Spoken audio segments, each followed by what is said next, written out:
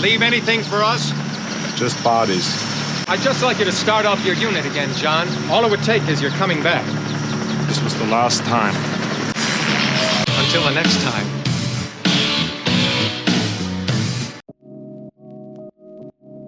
Throughout 2023, I spent my free time playing through every entry in the Assassin's Creed series, several of them for the first time ever, to put together my definitive ranking of that franchise. I'll put a little bubble thing up here for people to click on to go and watch those if that tickles your fancy, unless you're watching on the TV app, in which case you'll have to navigate to my channel page and find the playlist yourself like some sort of Neanderthal. After having spent a year playing through Ubisoft open world games, I've decided to try something different and play through the entire Far Cry series of open world games mostly developed by Ubisoft. I do consider myself a fan of the series, but not so much that I'll run out on release to buy the new ones, not anymore anyway. I've played all of the games that were released on PC, other than New Dawn and 6, but I've not completed all of them, either due to being distracted by other games, technical issues preventing me from loading saves, or by younger me just not being able to get past certain sections. Like with my Assassin's Creed ranking series, I'll be doing one game per video and keeping a running list as we go through them all. And this isn't one of those S rank to D rank tier lists either, none of that cowardly stuff. This is a definitive, numbered list of these games so that if I ever find myself at gunpoint being asked for my most and least favourite Far Cry games, I'll be able to confidently give them that answer and save my life. So we kick things off with the first game, simply called Far Cry. A bit of an odd duck this one, as it's the only title in the series not developed by Ubisoft and only appeared on PC. Far Cry Instincts and Predator were developed exclusively for the Xbox, but both were scaled down remakes of the original Far Cry due to hardware constraints of the platform. I will not be playing either of those games as part of this series, mainly because I don't have easy access to them and I just really hate playing shooters with a controller, so those games can suck it, frankly. It's somewhat fitting that the last series I covered, Rage, was initially sold on its graphics more than anything else, as the original Far Cry was also surrounded by conversations about just how good it looks. Without going into too much detail, the game began as a tech demo called Exile that was packaged with Nvidia graphics cards, and developers Crytek signed a deal with Ubisoft to turn it into a fully fledged game. I've linked a series of posts on the ModDB forums from a user called Changer of the Ways, which goes pretty deep on the development of the game, which seemingly started out with players battling aliens which are the descendants of dinosaurs, but gradually morphed into the game we know today as Far Cry. Far Cry was released in March 2004, making it 20 years old now, and oh god, Smash Mouth was right, the years start coming and they just don't stop coming. At some point after release, I managed to acquire the PC Gaming Presents edition, the box for which features several quotes from their review of the game. They labelled it as one of the best shooters ever seen on PC, and what Halo would have been if it continued to be a PC game. While the legacy of this game and its impact on the gaming industry is undeniable, it's interesting that this original release isn't talked about that much. Especially when you consider that in November of the same year, Half-Life 2 was released, which does still get brought up from time to time. Maybe it's because Crysis is just a more recent remake of this game, and the fact that it was only released on PC limits its audience considerably compared to the rest of the series.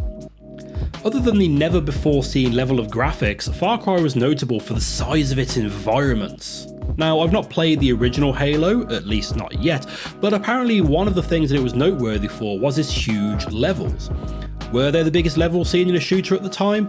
I don't know, I couldn't tell you, that's a tricky thing to try and research, but I feel confident in saying that Far Cry presented players with the largest playable environments seen in a first-person shooter at this point. Back in the early 2000s, World War II was still very much the fashion for shooters, and any shooters not set during that time frame would have emulated the tight corridors and the shades of greys and brown. Crytek, being keen on making games that actually stir emotions in people, which is apparently where the cry comes from, wanted to break the mold and so went in the exact opposite direction. Wide open level set on a bright tropical island.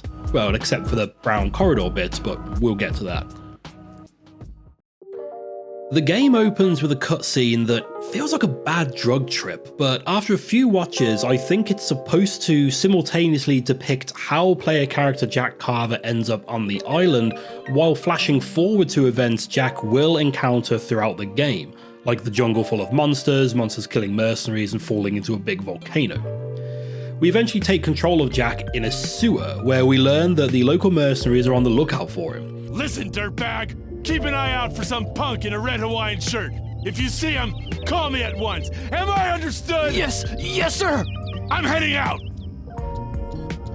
These sewers serve as a basic tutorial section, and I was surprised to see that throwing rocks to distract guards is a thing here. I've not played either Far Cry 1 or 2 since 3 was released, so I think my brain just assumes that Far Cry 3 introduced pretty much everything to the series. And this wouldn't be the last time I was surprised by some of the mechanics included in this seminal title. Before leaving the sewers, we pick up a gun and a communicator with a chap called Doyle on the other end. He knows about you and the woman from the cutscene, Val, and tells you she's been captured and he will help you to rescue her. Shortly after this, we emerge from the sewers into the tropical paradise of death that we've seen on the box and in the screenshots. We get ourselves a pair of binoculars and probably pick up an assault rifle from one of the nearby mercenaries we just killed. Maybe playing this after spending 20 hours with a couple of id Software shooters has numbed me to other weapons, but I found the weapons in this game to be fine, not great, not too bad, just okay, really. They sound pretty good, but they don't feel like they have as much impact as they should.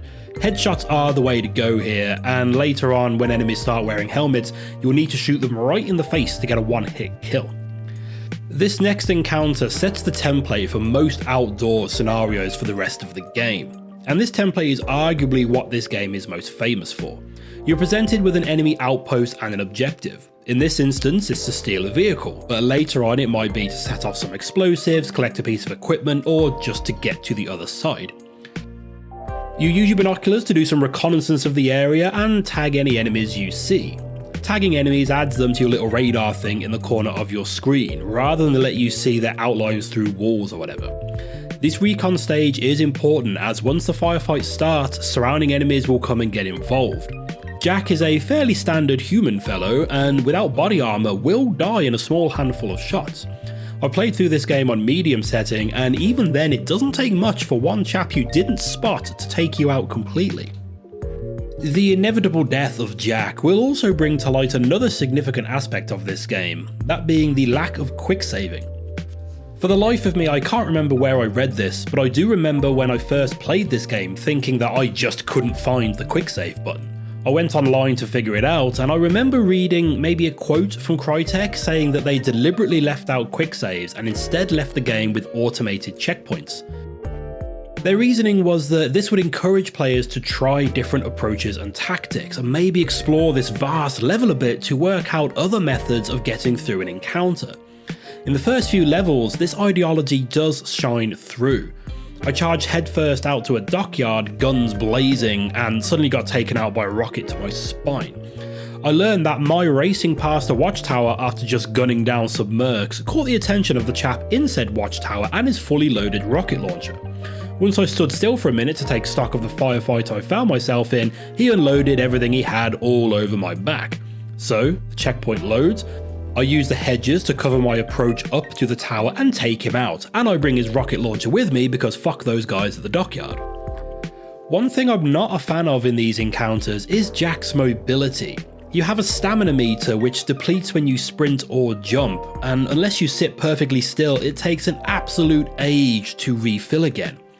You can crouch and go prone and move around in these positions, and your general movement speed is affected by what weapon you currently have equipped.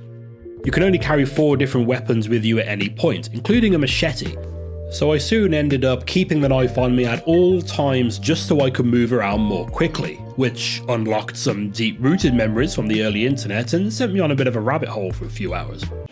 Run faster with the knife. So yeah, I like FPSs. What can I say? There's nothing like the rush of hunting people down and killing them. You know, my dad owns a gun shop, but, you know, he doesn't like to admit it, but I think it makes him real nervous when I work there, because anytime I get a gun in my hand, it just automatically points to somebody's head. Maybe this was more related to the Xbox releases, but I do seem to remember marketing material for this game talking about becoming the stalker and hunting your prey in the jungle, and there are strong Predator vibes, not those kind, once you get hold of the thermal goggles, but I found that the mechanics just weren't there to back up this style of gameplay, not entirely anyway. Yes, you can tag enemies, your radar shows little sound ripples with every noise you make.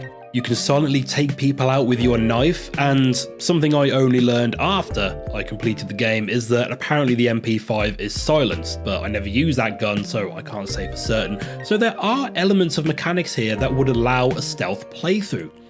But for me, the glacial pace at which Jack moves while crouched, coupled with the sheer size of the environments, and the fact that you are most hidden while in the bushes, so sneaking through them meant spending hours looking at this sort of thing, really put me off the idea of trying to clear bases without being spotted. So my default strategy became to scout around and tag as many guys as possible, particularly keeping an eye out for dudes in towers, make note of any explosive barrels and buildings that can be used for cover, and head on in. Most of the guns have multiple fire modes, whether that be fully or semi-automatic, and later on you'll get underslung grenade launchers.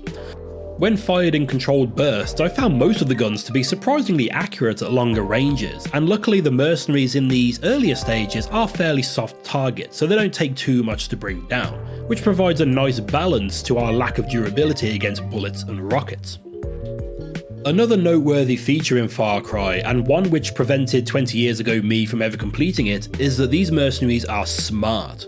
People wax lyrical about the soldier AI in the original Half-Life, but I played that long after it came out, so by that point I didn't see anything special in it myself. But even now, the enemy AI in Far Cry still caught me by surprise. They will pin you behind cover while others flank you, or they'll flush you out with grenades. Helicopters will fly around whatever you're taking cover behind to get a clear shot. If you hide in a building with 2 entrances, you will get surrounded. Another feature I thought was introduced in Far Cry 3 is base alarm points, and if an enemy gets to one of these, they will be calling in pretty much every enemy within a reasonable distance, whether that be a patrol group or another helicopter with an itchy trigger finger. The enemy AI, your lack of durability, and the reliability of your weapons makes some intense combat situations, something that would be lost somewhat if your health regenerated while you took cover. The openness of these levels really let you experiment too, something which is mostly lost on me because I'm not that creative, but when you realise that those jeeps are armoured and have a minigun / rocket launcher attached to the roof, you realise that maybe you can take on this patrol group and helicopter after all. I should also point out, for anyone unaware, this is not a fully open map like later entries in the series. This game is split into levels, it's just that these levels are huge. So while you can wander off and find a jeep to bring to another part of the map, you can't sneak your way to an endgame area and steal a tank to bring back to early areas or anything like that. Each level is like a huge bubble that is completely separate from all the other bubbles, but you can use everything in that bubble to make your way across to the exit point of the bubble. One thing I will note though is that the version of Far Cry I played had a pretty severe bug, which apparently is also present in the Steam version of the game. The enemy soldiers will be able to spot you and shoot you through walls in these open environments, which does make it tricky to survive when the entire camp and their helicopter friend are out to get you. There is a patch which you can just drag and drop into the game files that fixes this, and I'll leave a link to that in the description, but I would consider this an essential step before playing this game, so keep that in mind. These big open levels do include a couple of sections fighting through the bowels of a beached ship and a small mountainside facility, breaking up the wide-scale shootouts with small sections of more traditional corridor shooting. But it doesn't take too long until these sections start to last longer and longer, and in a level which feels very much like early sections of Half-Life, we meet the other enemy faction. I'll put an obligatory spoiler warning here, but if you're coming to this game for the narrative, you're wasting your time. This would be considered shallow and lazy writing for a Schwarzenegger film, and what story there is only exists to move you between different locations. But just like any good Arnie film, its lack of complexity, depth, or acting ability actually makes it enjoyable in its own way. The cutscenes and dialogues are terrible, but it's clearly not taking itself seriously, and again sets a good Schwarzenegger tone throughout. You might want to take some precautions. Precautions? Like not blowing up a nuclear weapon while I'm standing right next to it? I'm dead serious. Let's prep the nuke, and then we can go grab the serum. What is this? A bad spy movie? While exploring a facility built into a cave, we come across the Trigens, the evil Krieger Corps, headed by Dr. Krieger. My penis can only get so erect. Has been performing genetic experiments on primates, and we later learn on humans in order to, I think, create the ultimate evolution of mankind. It is here that we encounter the primate version of these mutants as we battle through the labs still trying to find Val. This marks a rather notable gameplay shift, where after spending a couple of hours showing us what shooters could be like, we now have to experience what they have been for the past decade or so. Brown corridor shooters fighting monsters that just charge at you. This is as far as I got back in the day. I would just replay the first 3 levels or so until I got to this section, because I had other shooters that did this sort of thing better. The good news is that Trigens will fight the mercenaries as well, so it's not like everyone is out to get just you, and it doesn't take too long until we're back in the open environment again. Except the objectives from here on out generally give you less freedom than those earlier levels, and other than a couple of exceptions, I didn't feel like they ever really got back to the high point offered by those opening encounters. In an example which will really show my age, remember when entire thirds of games would be released for free to encourage you to buy the whole game? That's why the original Doom was so popular. Everybody could play the first chunk of the game for free, but because of this, developers would front load the game with the best bits to get players hooked and then buy the full thing. To me, Far Cry fails to match the promises hinted at in the first few levels, and slowly gets more frustrating as the game progresses. As an example of this, several objectives will require you to simply get to the other side of the level and through a door, and there will be an enemy base or something between it and you. However, the game world is built so that to reach your objective, you will have to pass through what is essentially a gate, whether that be a zipline up a tower in one example, or a bridge kitted out with a minigun emplacement in another. This takes the open world template and shoves a bottleneck into the middle of it, stripping you of your freedom to navigate the world in your own way. As you progress through the levels, mercenaries will start wearing armor, making them harder to kill, and eventually human variants of the Trigens will start appearing. To be fair, I quite like the first version of these, as they are invisible and you can only see them with thermal goggles, and they bounce around the environment to dodge your shots. Later on though, we encounter giant versions of these with rocket launchers for fists. And if you're within a few meters of the impact, you will be taking damage from those rockets, and these chaps take about 8 or 9 shotgun rounds to the face before they die. Even the basic Trigens get stronger, being able to almost one-shot you if they get within range, which they will because they can jump at you from across the room. The increased difficulty, the increasingly regular corridor-based levels, and the checkpoint system all came together for me to create a scenario of repetitive frustration that had me begging for a quick save option. Just to remind everyone, apparently the developers wanted to remove quick saves in favour of checkpoints to encourage players to try a different approach and different tactics, to think outside the box to overcome their struggles. This ideology doesn't work when I'm stuck in a corridor with enemies coming at me from the other side, and it's a curved corridor with a huge space in the middle, so they can shoot you from the opposite end of the area, and they're wearing armour, and they have shields. And you have no real cover, as the thin struts you can hide behind can be overcome by the enemies moving a little to their left. What other tactics can I employ with this? What outside the box approach would help me survive this onslaught? It was around this point that I started to view these corridor sections more like big levels of Hotline Miami, except with longer load times between deaths.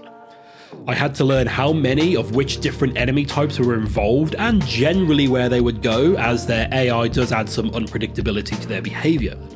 It's one thing dealing with this in the corridor sections, but later on open levels started to equip the majority of snipers with incredibly accurate rocket launchers and enemies that can literally shoot at you before their character model has even been rendered into the game. The enemies start to become more alert too, like one example where I followed the main path and was spotted by snipers as I crested a hill. Fair enough, that's the main road into the base, it makes sense that they'd be watching it. So I steal a boat, sail all the way around to the back of the island. Do you sail boats if they don't have sails? And before I even pulled onto the beach, that same sniper had spotted me and started shooting his load right at my face. At the start of the game, Doyle warned you about being spotted in your bright red Hawaiian shirt, and I feel like the only reason we're wearing this is to explain away the hawk-like vision of the guards here. I've just stolen one of these boats that these guys are using all over the place. Why are you launching rockets at it as soon as it's within range? Also, just a quick question to anyone who remembers the release of this game. Do you remember how big of a deal that hang glider was back then? I guess it was because it really showed off the size of these levels and the fact that you could just peacefully glide over big chunks of it. But I do have a memory of coming across the first one and getting excited because it had been talked about so much pre-release. I think there's maybe 3 or 4 of these throughout the game, and maybe it was just because this is the first time we had levels big enough to use something like this. Just another piece of video game history, I suppose, but these did become somewhat of a staple in the series moving forward. So I at least wanted to ask if anyone else remembers the excitement around this thing from the time. While my frustrations with the game did persist until I rolled credits, every time I got close to putting the game down for good, it gave me a section which drew me right back in. There's a section where you bomb down a river in a boat, shooting at dickheads on the shoreline as you pass, and a section leading up to ancient ruins was the closest I felt during my playthrough to being a predator, no, not that kind. Back in the story, Jack finds Val, who reveals that she's a CIA agent working to bring down Dr. Krieger and his experiments, and we eventually detonate a small nuke to wipe out the labs. By this point, the island is overrun with Trigens who are just killing everyone they can get their hands on, and Jack gets kicked off a helicopter for a second time and dropped into a jungle with nothing but an assault rifle and 10 bullets, all of which I used to kill the first Trigen I encountered. What I had assumed would be a very long, tense, but also incredibly tedious crawl through the jungle avoiding rocket-armed tank men turned into a jog along a river past a soldier mutant that clearly had a bit of an AI issue, because how the hell did he not see me there? Then there's a slightly spectacular section after this where, still with limited ammo, you have to make your way up the side of an erupting volcano through a huge battle between the mercenary forces and the pissed off Trigens. With limited weapons and ammo, you grab a nearby jeep and race your way through the chaos and likely into the path of a rocket launcher equipped sniper. But luckily there's an armory nearby and you can get geared back up to full again and move on to the final level. The final level of Far Cry is set in a base built into an active volcano, which tells you all you need to know about how serious this game takes itself. Both Jack and Val, who you have to rescue yet again, have both been infected with the mutagen after blowing up the lab which contains it, despite having taken antidotes to prevent this. We find that Dr. Krieger has infected himself and has now turned into a giant Trigen, so we have to get the antidote from him and then kill him to save the world, or whatever it is we're doing. After doing this, we learn that it was actually Doyle who tricked us into getting infected, because he wants to use us as carriers for the mutagen so he can sell it on the black market. You know, standard action movie stuff. The gameplay throughout this final chapter is also hilariously bad, but in all the wrong ways. Remember earlier when I mentioned being stuck in a shootout after a checkpoint because your options are almost deliberately limited? Crank that up to 20 and then crank the knob a little further until it breaks off, and that kind of describes this entire level. First you have to fight your way through a corridor of armoured, shield-equipped pricks with rocket launchers and grenades. Then you have a little boss fight, which isn't too bad. Then you have to fight your way across a huge open area, filled with rocket launcher for armed dickheads, those twats that jump around a lot, and a sniper who is so far away they haven't rendered into the game yet, but they can still pinpoint your head without much trouble. This bit was bad enough until I thought I'd cleared it, cautiously crossed the area to an open door only to be greeted by 2 more big wankers, the ones that almost take an entire magazine of shotgun rounds to the face to kill, firing rockets at my face. Then, because it's not over yet, you have a squad of guys that you can't see in a small area full of stuff to hide behind and get disorientated in, all willing to shoot rockets at you at point blank range. Fuck this level, fuck this nonsense, and fuck whoever thought this was a good way to end their shooter that they sold on its huge, lush environments that you could approach from multiple angles. After dying and reloading so many times I forgot how to count, I then learned that you actually can quicksave in this game. You just have to open the console and enter a command to create your own save file. I am not ashamed to admit that I exploited the hell out of that for this final section. The idea of repeating each section of this level time after time, again and again, just to get taken out at the last minute by a rocket launcher dude who just woke up from his nap nearly put me off playing the game altogether. Again, for a game trying to set a new standard for shooters, it's disappointing to see it resort to adding lots of strong enemies in a limited environment to create a sense of challenge. Games are already moving past that sort of thing at this point, and just like with the brown corridor sections, this forward-looking game still has one foot firmly in the past. If nothing else, I don't think any other game has made me feel so frustrated, angry, and relieved all at the same time after seeing the credits roll, with a lackluster ending cinematic that seems to use the name of the research, Project Far Cry, as some sort of cliffhanger. The biggest shame about this game is those few sections that kinda ruin it and would really put me off the idea of replaying this game later down the line. It feels like the developers got lazy and just added lots of high-powered enemies in your face instead of coming up with a more clever increase in difficulty and challenge. That said, I am glad to have finally completed this game after all these years, and I would recommend other people play it too, but don't be afraid to use quick saves during the corridor sections, it'll save you quite a lot of stress. The game still looks pretty good, and while the open environment shooter style has been improved on over the years, this doesn't feel as outdated as I expected it to, and in many ways provides a nice challenge to people looking for a more difficult alternative to what future entries in the Far Cry series currently offer. Or you could just play Crysis for a better looking version of this, but with aliens and superpowers thrown in as well. So this is a ranking series, but this is the first episode in it, so for now Far Cry stands here on my ranking list, both as my absolute favourite and my complete least favourite entry. While being very different from future entries in many ways, I was surprised at how much of the DNA from this game is still present. Well, up until 5 at least, I haven't played any past that. I am glad that the series continued under the Far Cry name, as if not for that, I can't imagine this game would be as easy to get hold of these days, and I think it's this game's legacy that keeps bringing new people to it every so often, making sure it stays readily available for those curious enough to explore the origins of one of gaming's biggest franchises. Which just about does it for this episode. Thank you very much for watching, and please do consider giving the video a like and subscribing to the channel to see future Far Cry ranking videos. Obviously, next up is Far Cry 2, one of those games that seems to have become more popular as time goes on.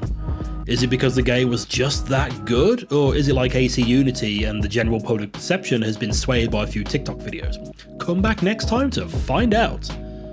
No, please, you don't understand. They sent me. They're always watching. You can't change this. You can't change the future. Probably not, but I can make sure you're not a part of it. Stupid bastard.